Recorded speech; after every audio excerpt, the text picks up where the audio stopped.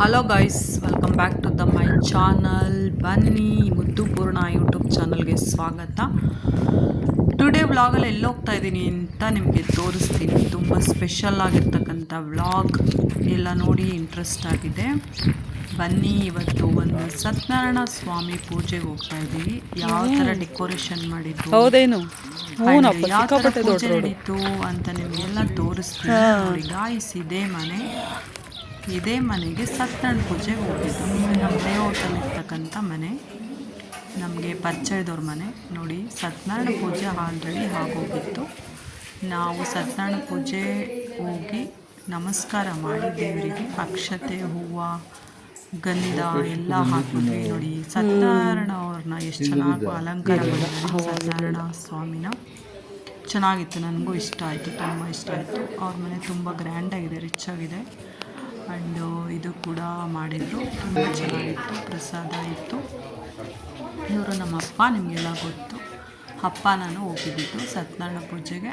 ನಮ್ಮ ಲೇಔಟಲ್ಲೇ ಇದೆ ಮನೆ. ಅವ್ರ ಮನೇಲಿ ಸತ್ಯನಾರಾಯಣ ಪೂಜೆ ಇದೆ. ಇವರೇ, ಅವರು ಸತ್ಯನಾರಾಯಣ ಪೂಜೆ ಮಾಡಿದ್ರಲ್ಲ ಅವರೇ ಇವರು. ಆ್ಯಂಡ್ ಅಲ್ಲಿ ಪಾಪು ಎತ್ಕೊಂಡು ಹೋಗ್ತಿದ್ದಾರೆ ಅಂತ ಅವರು. ತುಂಬ ಚೆನ್ನಾಗಿ ಎಲ್ಲ ಗೊತ್ತು.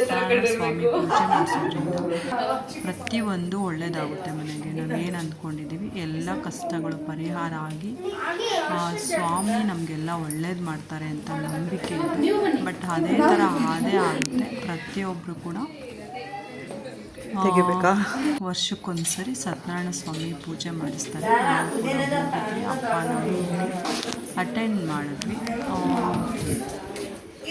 ಚೆನ್ನಾಗಿತ್ತು. ಎಲ್ಲ ಅಲಂಕಾರ ಎಲ್ಲ ಚೆನ್ನಾಗಿ ಮಾಡಿದರು. ಆ ದೇವರಿಗೆ ಎಷ್ಟು ಹೂವಿನ ಅಲಂಕಾರ ಮಾಡ್ತೀವೋ ಅಷ್ಟು ತುಂಬ ಚೆನ್ನಾಗಿರುತ್ತೆ, ಅಷ್ಟು ಒಳ್ಳೆಯದು. ಅದೇ ಕೇಳೋದು ಸತ್ಯನಾರಾಯಣ ಸ್ವಾಮಿ ಅಲಂಕಾರ ಹೂವಿನ ಪೂಜೆ.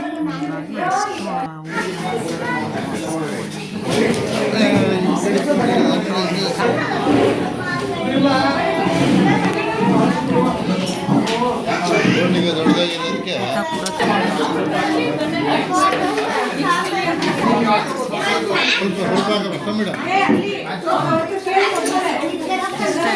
ಸ್ವಲ್ಪ ಹಾಕಿ ನೋಡಿ, ಸಬ್ಸ್ಕ್ರೈಬ್